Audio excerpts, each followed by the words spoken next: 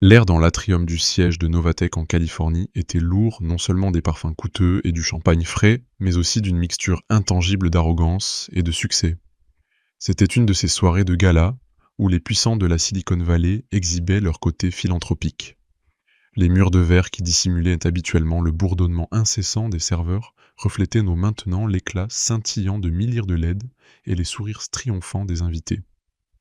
Au cœur de ce chaos brillant se trouvait Lena Müller. Son badge européen, sa combinaison de ménage bleu-gris, légèrement fanée, et l'odeur discrète de détergent qui semblait toujours l'accompagner, faisaient d'elle une étrangère dans cet environnement. Elle était l'observatrice silencieuse, l'engrenage invisible, qui veillait à ce que le sol de marbre reste impeccable sous les chaussures de créateurs des invités. Lena était arrivée d'Europe en Amérique 4 ans plus tôt, poussée par un rêve vague mais tenace d'une vie meilleure. Jusqu'à présent, ce rêve n'avait apporté que travail acharné et humiliation. À cet instant, une foule d'invités se pressait autour d'une plateforme en velours, surélevée au centre de la salle. Là, présentée comme un trophée, était suspendue une robe du soir rouge foncée longue jusqu'au sol, en soie fluide ornée de minuscules cristaux d'argent captant la lumière. C'était la pièce maîtresse de l'enchère silencieuse de la soirée, une création unique d'un designer célèbre mais excentrique, dont la valeur estimée dépassait l'imagination de Lena. Soudain, la foule s'écarta. Ethan Vance, le fondateur et PDG de Novatech, fit son entrée. Ethan incarnait le cliché du jeune milliardaire technologique brillant et impitoyable. À seulement 30 ans, sa fortune était incommensurable, et il portait son pouvoir comme une seconde peau. Son regard froid et calculateur balaya la foule, avant de s'arrêter sur Lena, qui tentait de nettoyer une tache de liquide près du podium. Un sourire malicieux, souvent perçu comme du charme, se dessina sur ses lèvres. Il leva son verre, un geste qui attira immédiatement l'attention de tous. « Mesdames et messieurs, admirez cette robe », déclara Ethan, sa voix amplifiée par le micro clair et tranchante comme une lame. Elle représente le summum du luxe et de l'élégance. Et elle représente autre chose, l'exclusivité.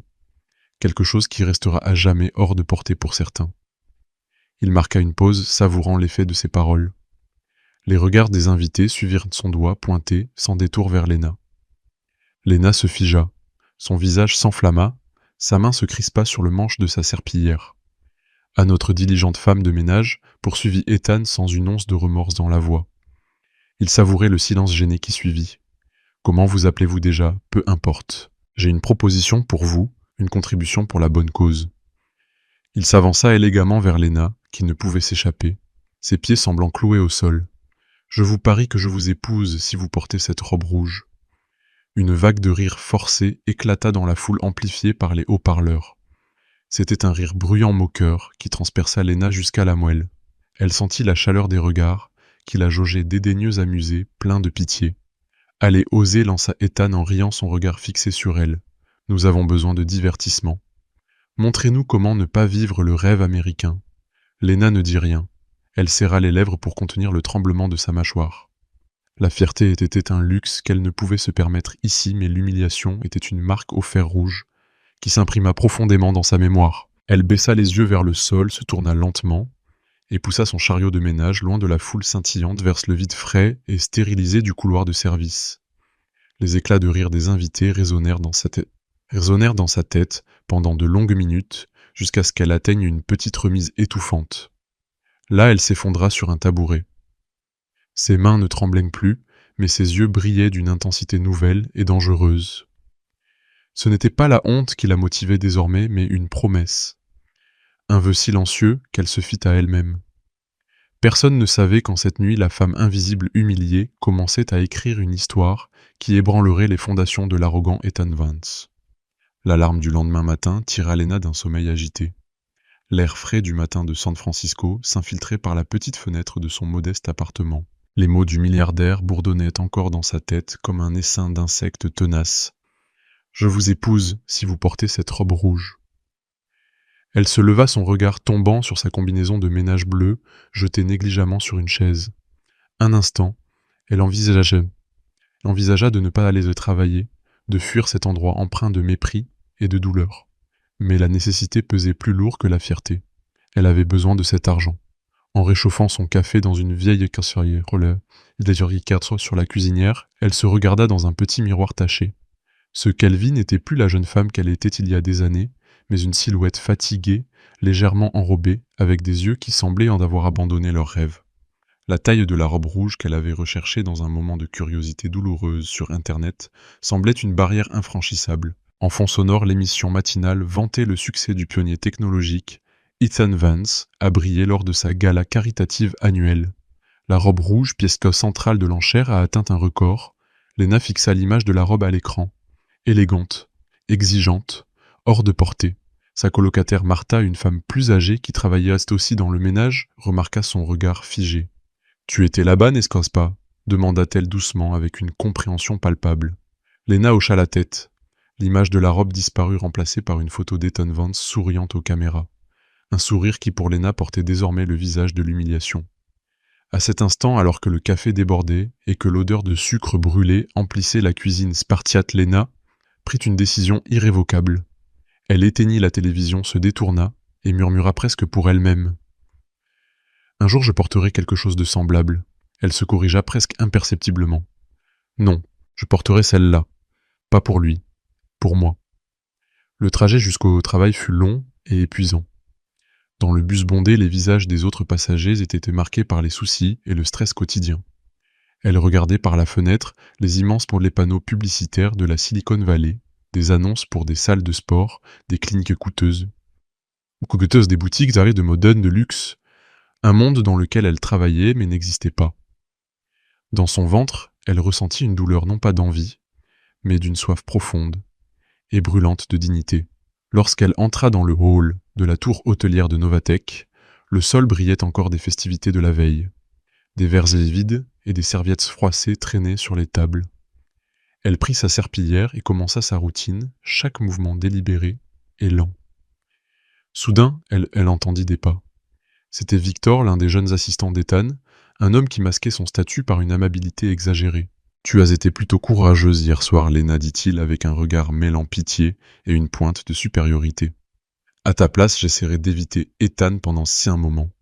Il n'aime pas les erreurs visuelles lors de ces événements. » Ces mots frappèrent Lena plus durement que l'humiliation publique. Une erreur visuelle.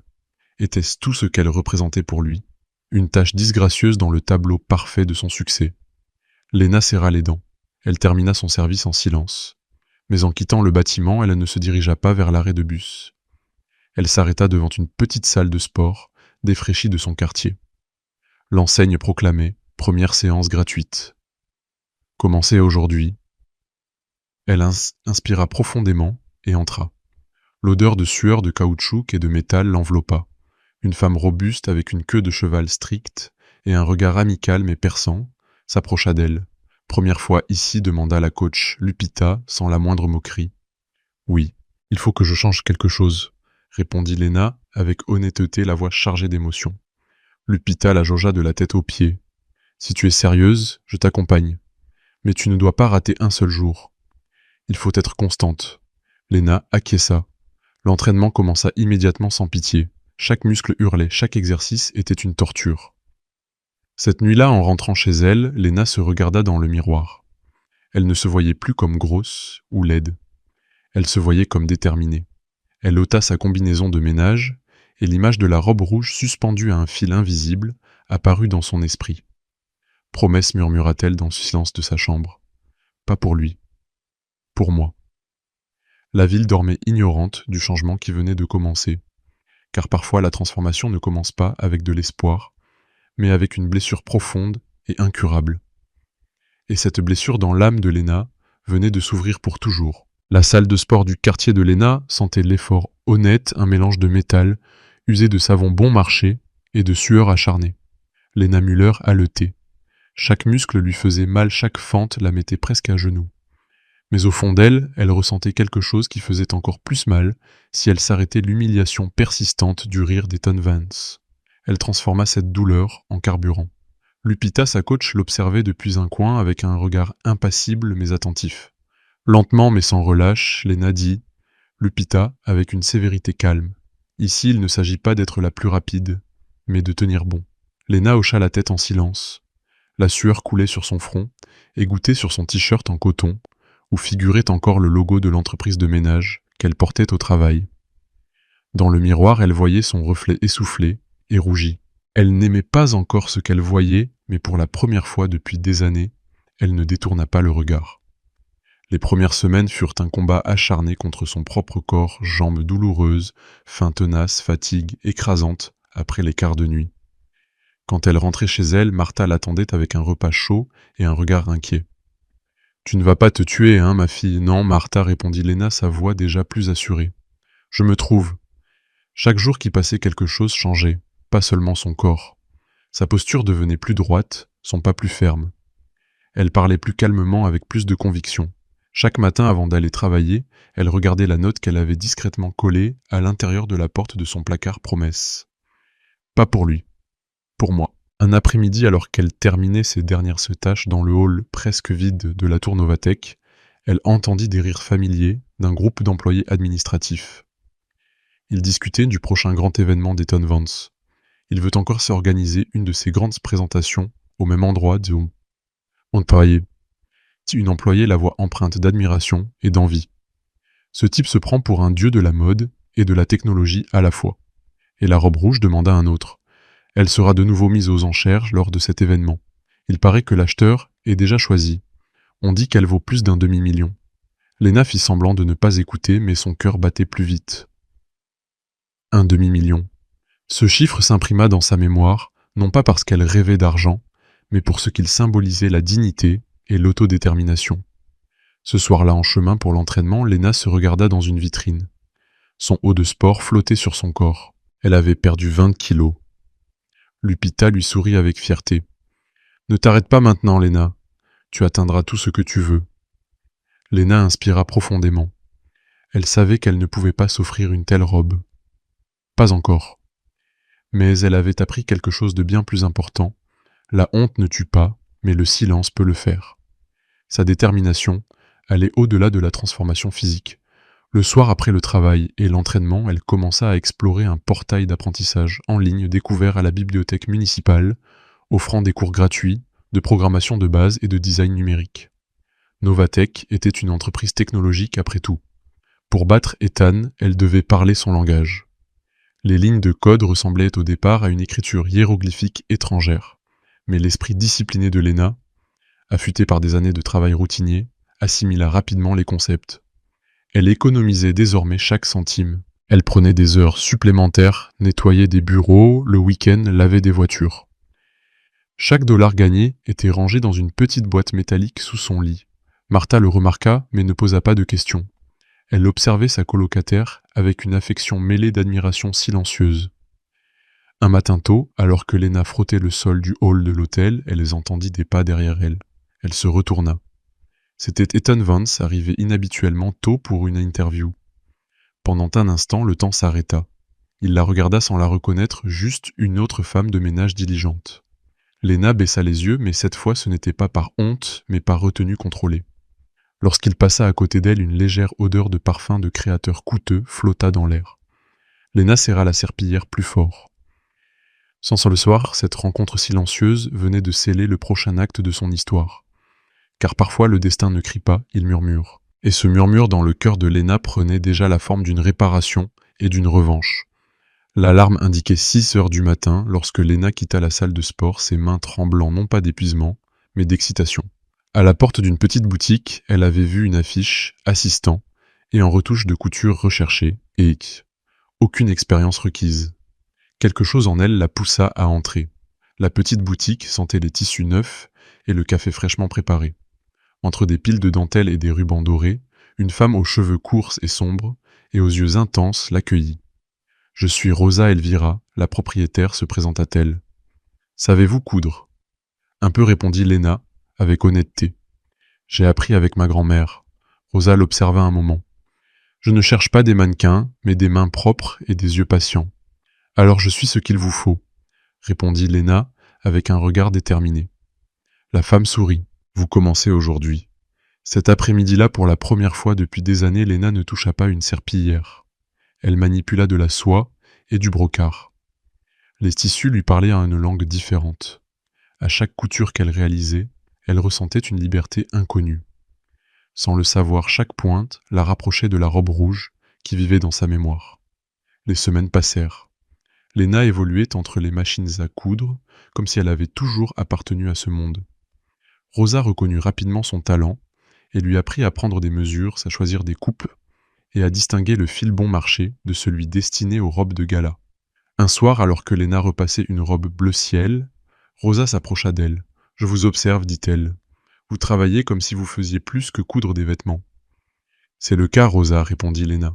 Chaque fois que je coude quelque chose de beau, j'ai l'impression de réparer mon histoire. » Rosa sourit avec compréhension. Léna lui rappelait sa propre jeunesse lorsqu'elle avait commencé sa carrière. Mais le destin capricieux préparait déjà un nouveau coup. Un jour, une grosse commande arriva. L'atelier de Rosa devait finaliser plusieurs robes sur mesure pour la prochaine exposition d'Eton Vance. Le cœur de Léna s'arrêta un instant. Ce nom la frappa comme un coup. « Vous avez dit Eton Vance ?» demanda-t-elle, s'efforçant de rester calme. « Oui, lui-même, répondit Rosa. Il veut que nous fassions les dernières retouches à sa nouvelle collection. Il paye bien. » Extérieurement, Léna continua de travailler comme si de rien n'était. Intérieurement, une tempête faisait rage. L'homme qui l'avait humilié dépendait maintenant même légèrement de son talent. Dans les jours qui suivirent, des cartons contenant des tissus et des croquis de Vance arrivèrent à l'atelier. Léna examina chaque pièce avec une précision chirurgicale.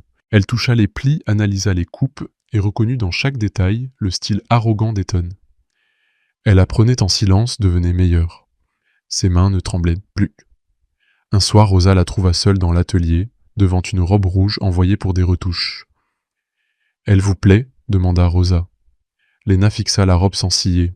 « Elle ne me plaît pas seulement, Rosa. Elle me rappelle pourquoi j'ai commencé. » Rosa remarqua l'intensité dans les yeux de Léna, mais n'insista pas. Léna passa toute la nuit à ajuster les coutures, à perfectionner chaque fil. Lorsqu'elle eut terminé la robe, semblait différente, plus vivante, plus humaine. Quand Eton Vance vit le résultat quelques jours plus tard, il félicita l'atelier pour son travail exceptionnel. « Excellent travail », écrivit-il dans un courriel.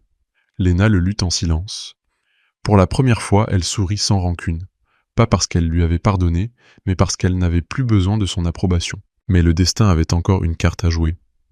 La nouvelle exposition de mode approchait, et la robe rouge, autrefois symbole de son humiliation, devait à nouveau être la pièce maîtresse. Sauf que cette fois, Léna ne serait pas derrière une serpillière. Pendant que l'ascension discrète de Léna se poursuivait, Eton Vance amorçait une chute silencieuse. Son visage ornait les couvertures des magazines, mais derrière l'image du succès éclatant se cachait quelque chose que ni le maquillage ni les projecteurs ne pouvaient masquer la peur. La nouvelle exposition de mode n'était plus qu'à 2 semaines, et les chiffres de vente restaient en deçà des attentes. Les investisseurs faisaient moins de pression. Son caractère autrefois charmeur était devenu insupportable. « Je ne tolère aucune erreur, grogna-t-il lors d'une réunion. Si quelque chose va mal, vous êtes tous virés. » Ses assistants le regardaient en silence. Personne n'osait le contredire. Ethan prit une gorgée de whisky bien qu'il ne soit que 10 heures du matin. Il était passé du prodige du design à un homme luttant désespérément pour conserver son trône. Cet après-midi-là, en examinant des croquis, un courriel attira son attention. Il provenait de l'atelier de Rosa Elvira. En pièces jointes, des photos des robes terminées, dont une robe rouge. Ce n'était pas l'original, mais elle avait quelque chose de familier, une perfection qui le troubla. « Qui a fait ces finitions ?» demanda-t-il brusquement. Rosa répondit brièvement, « Une de mes assistantes. Elle s'appelle Léna Müller. » Le nom ne lui disait rien au départ, mais cette nuit-là, en consultant ses notes de la dernière gala, la mémoire lui revint soudainement cette femme, ce rire collectif, cette phrase qu'il avait lancée sans réfléchir. « Je vous épouse si vous portez cette robe rouge. » Son verre lui échappa des mains. Pour la première fois depuis des années, Eton Vance ressentit de la honte. Dans une autre partie de la ville, Léna pliait soigneusement des tissus pendant que Rosa l'observait. « Ils veulent que nous assistions à l'événement, dit la propriétaire. Nous sommes invités en tant que collaboratrices de design. » Léna leva les yeux. « Nous, oui, nous. Et je veux que tu viennes. » Léna sentit un frisson dans son estomac. Ce n'était pas de la peur, mais l'excitation de retourner là où tout avait commencé. Cette nuit-là, elle ne dormit pas. Elle ouvrit la boîte métallique contenant ses économies. Les pièces et les billets racontaient son histoire mieux que des mots. Elle sortit une enveloppe contenant les mesures, lesquelles avaient prises discrètement des semaines plus tôt ses propres mesures. Cette nuit-là, elle commença à coudre sa propre robe. Ce n'était pas une copie du design d'Eton. C'était sa vision. Le rouge était plus profond, la coupe plus nette, l'âme différente.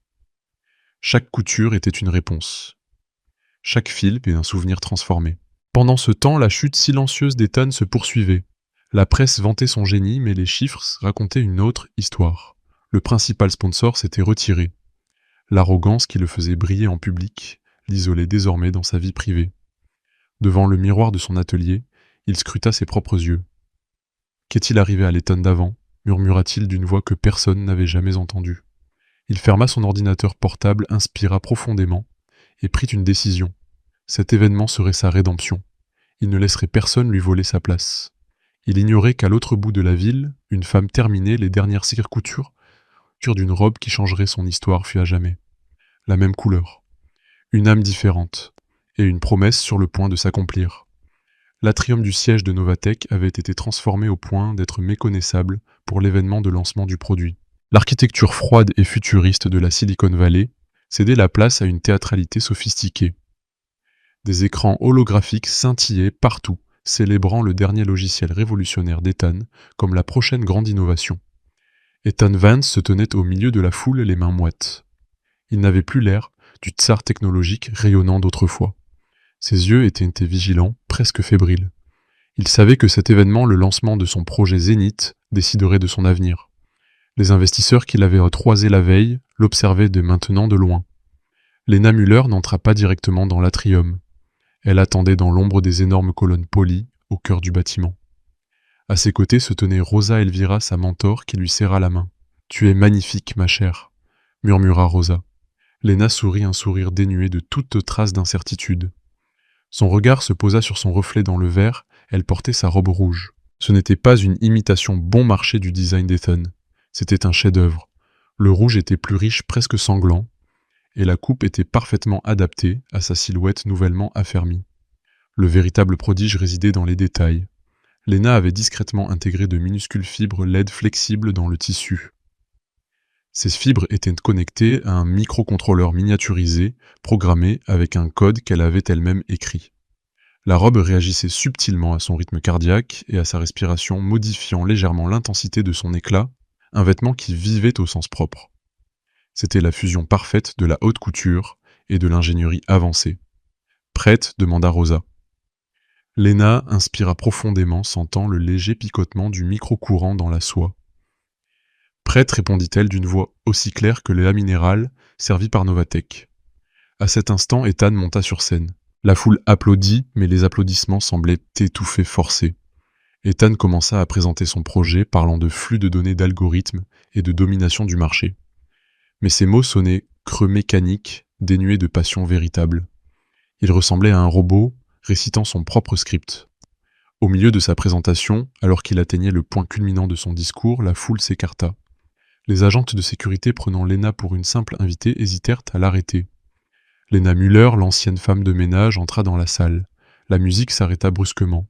Le seul son était le murmure de la foule qui se transforma rapidement en un bourdonnement excité. Tous les regards se tournèrent vers l'éclat rouge profond qui se déplaçait élégamment sur le sol poli. Ethan Vance se figea sur scène. Il lui fallut un moment douloureux pour reconnaître la femme devant lui. Ce n'était pas la femme de ménage insignifiante aux yeux fatigués. C'était une vision. Sa robe qui brillait subtilement dans sa présence et reflétait son triomphe était époustouflante. C'était la robe originale mais infiniment meilleure, personnalisée, individualisée, empreinte d'une véritable créativité. Lena ne monta pas sur scène. Elle s'arrêta au centre de l'atrium, laissant la foule autour d'elle se figer. Ethan fut le premier à se ressaisir. Sa colère masqua sa confusion. Il regarda dans ses yeux et reconnut la promesse silencieuse d'autrefois. Il comprit que ce n'était pas seulement une revanche, c'était une leçon. Il descendit de la scène, ses pas résonnant sur le marbre. Il s'approcha directement d'elle. La foule les observait retenant son souffle. « Magnifique », dit Ethan Vance, sa voix réduite à un murmure rauque, non amplifié par le micro. Il luttait pour garder contenance. « Tu l'as fait. Tu la portes. » Lena le regarda avec une sérénité et une détermination qui ébranlèrent son arrogance. « Je porte une robe rouge, monsieur Vance, corrigea-t-elle sa voix, portant une force qui la surprit elle-même. Mais pas la vôtre. Celle-ci est à moi. Je l'ai cousue de mes propres mains et programmée avec mon propre code. Elle porte mon histoire, pas votre humiliation. » Elle sourit, mais ce n'était pas un sourire amical. C'était le sourire d'une victorieuse. Ethan resta silencieux. Ses yeux scrutèrent de la robe, son esprit brillant, saisissant l'innovation technique qu'elle avait intégrée. C'était tout simplement meilleur que tout ce que son propre département avait produit ces derniers mois. C'est fascinant, murmura-t-il, plus pour lui-même que pour elle. Il comprit alors que la femme de ménage n'avait pas seulement transformé son corps, elle avait compris son monde et en avait créé un à elle. Lena marqua une pause. Elle savait qu'elle pouvait l'humilier maintenant, mais cela l'aurait rabaissée à son niveau.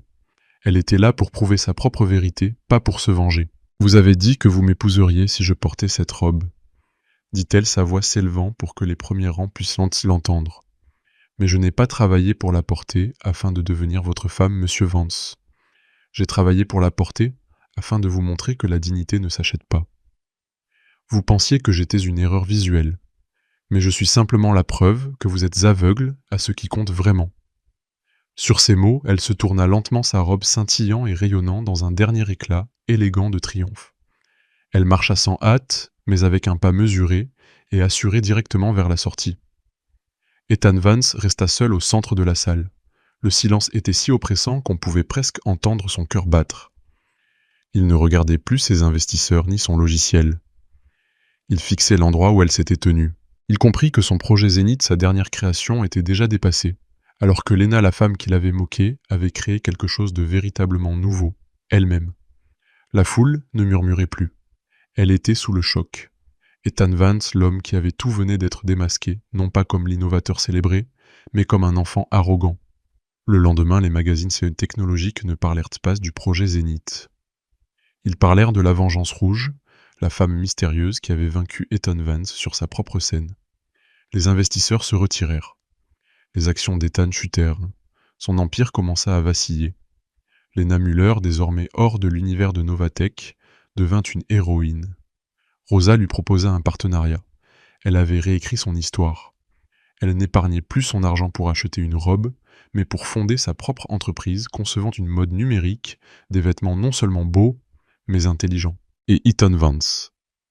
Il vit l'histoire de Lena à la télévision. Il la vit sourire non pas à cause de lui, mais de sa propre réussite. Pour la première fois depuis longtemps, il ressentit une pointe de respect. Il savait qu'il avait humilié la mauvaise femme. Et cette prise de conscience fut sa punition la plus dure. Il n'avait pas seulement perdu une femme de ménage, il avait perdu une visionnaire. Assis dans son bureau, vide de la tour Novatech, il savait qu'il entamait désormais son propre long voyage, celui du retour à l'humilité et à la véritable valeur. Cette histoire nous enseigne que la véritable force ne réside pas dans le solde bancaire ou le statut social, mais dans la dignité intérieure et la capacité à transformer la douleur en motivation. Ne laissez jamais le mépris ou l'arrogance des autres définir votre véritable potentiel. Quand on vous sous-estime, utilisez-le comme un avantage secret. Construisez-vous en silence, apprenez le langage de vos adversaires et entrez dans la lumière avec sérénité et une valeur incontestable. Le plus grand triomphe n'est pas de vaincre les autres, mais de se créer soi-même. Si cette histoire de transformation de technologie et de triomphe vous a plu, mettez un pouce en l'air, abonnez-vous à notre chaîne pour plus de contenus inspirants et partagez cette vidéo avec tous ceux qui ont besoin d'un petit coup de pouce pour changer.